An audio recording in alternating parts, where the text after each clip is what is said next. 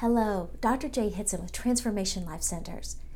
During our treatment visits, we focus in on the spine.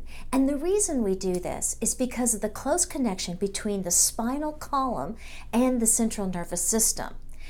Your brain and your spinal cord make up the central nervous system, and it controls all functions in the entire body. Your toes can't wiggle, your nose can't smell, and your heart can't beat unless your brain and spinal cord are sending messages out through the peripheral nervous system to every organ and tissue throughout your entire body. So, we can actually impact, or various organs and systems can be impacted by the function of the nervous system. Now, one of the things that can happen, when we're talking about nerves, for instance, we know what happens, for instance, if we cut the nerve, let's say the nerve that goes down to your leg. If we cut that nerve, does that leg still function? Do you have any feeling or any movement or any ability to utilize that leg? No, none. It will be paralyzed. If you cut the nerve, wherever it goes, you will have complete zero function of wherever that goes. So if we, for instance, cut the nerve or the bundle of nerves that go to your heart, will your heart keep beating? No, it will not. Your heart will stop beating if the nerves that go to your heart are cut. So let me just ask you this. What if we don't cut the nerve that goes down your leg? What if we just put pressure on that nerve? What will happen? Will it be paralyzed? No. But will it hurt? Numb? Tingly? Be able to walk on it but maybe not run? If you put pressure on the nerve that goes down the leg, you will have decreased function. You'll still have some function, just not 100%. Now let's talk about this. What if we put pressure on the nerve that goes to your heart? Will your heart stop beating? No, it won't stop beating, but it too will start to experience decreased function. And the longer that pressure is there, the more you will experience decreasing levels of function. And that's where we start to see things like high blood pressure and cholesterol and heart disease start to emerge. And this can happen at any level with any organ or tissue in the entire body. So let me show you how this works. So we have the spine, and so the spine is made up of 24 different segments, and up here is the base of the skull and where the brain lives, and then down through the center of the spine goes the spinal cord, and then out through all of these various peripheral nerves.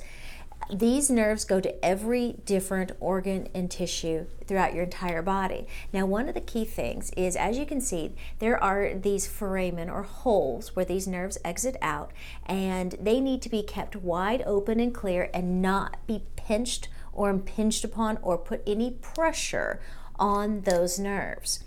But what can happen if any one of these particular areas gets bent, twisted, or subluxated? That's the word we use, is subluxated, where now there is nerve pressure or nerve interference. Wherever that nerve goes to, we can have possible symptoms.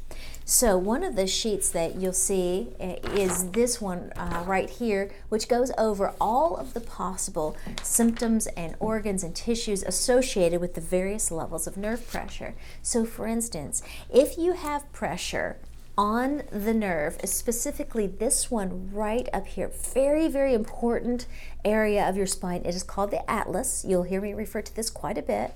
The atlas, this area right through here actually not only has just a pair of nerves exit, actually the brain stem and many of the cranial nerves actually exit out at this particular level. So if you have this particular level with nerve interference, we can see so many different symptoms. But one of the major ones that we're working on here at Transformation Life Centers is anxiety and depression. If the nerve pressure is going one way, we'll see sinus problems. If the nerve pressure goes another way, we'll see headaches. Nerve pressure goes another way, we see anxiety and depression. And that's one of the key things that we like to help people understand with regards to things like anxiety and depression. It is not all in your head. It's actually one segment lower. With regards to other things, like for instance, this is more like the base of the neck. These nerves exit out and they go down into the shoulder and into the hands. And we can see all kinds of problems like weakness, numbness, tingling, neuropathy signals well into the hands. We'll even see carpal tunnel type symptoms. And just by alleviating the pressure at these various levels, we start to see the shoulders and the elbows and the hands working again. Just a little bit lower right here, we actually have the nerves that exit and they go to your heart and to your lungs. We have many people that we've been working on who have been lifelong asthmatics, and by simply taking the pressure off at this particular level right here, we are seeing a dramatic reduction in asthmatic symptoms. Now, as we go through in these various other areas, most of these this region right here go to a lot of the internal organs like the kidneys, the pancreas, the liver, and then we start to get into this section right here. This is the low back right through here. These particular nerves go to a lot of different functions, but some of the key ones I want to talk about right down here at the very base is the sciatic nerve. The sciatic, if you've heard of sciatica, it sends messages. It sends down to into the leg and into the feet, and can be very painful if that nerve is being impinged upon. These particular nerve roots right down here actually go to the bowels, so we can see all kinds of inflammatory bowel diseases or just difficulties with the bowels. And then at this particular level, right through here, these nerves actually exit and they go to the reproductive organs.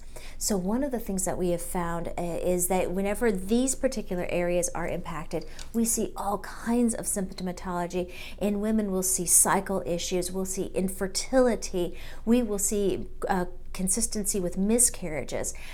In men, we will see all kinds of different issues that go into the prostate, into urine flow, and to ED, and sterility as well. We have every function of the entire human body represented right here in the spinal column. So one of the different factors is it doesn't matter how many steroids you take for asthma, as long as there's pressure on that nerve at that particular level, you'll have to keep taking those steroids because you haven't gotten to the root cause behind the reason for the asthma, which is nerve pressure. Now, not every single case of disease or disorder or symptomatology is associated with nerve pressure, but let me ask you this. It's so easy to get it checked. And getting adjusted, getting treated for nerve pressure has no negative side effects. It's incredibly safe. And if it is the solution, it's a far better solution than so many of the very dangerous and invasive and permanently damaging procedures that I'm witnessing so many other patients that they're experiencing. So before you go and get on a drug that you can't get off of, before you go and get an invasive procedure, something that can actually give you permanent damage, before you do that, get checked. Get checked for nerve pressure, nerve interference first, and see if that doesn't relieve most of the disease and reverse the symptomatology. I'm Dr. Jay Hitson with Transformation Life Centers, where we get you healthy at the cellular level.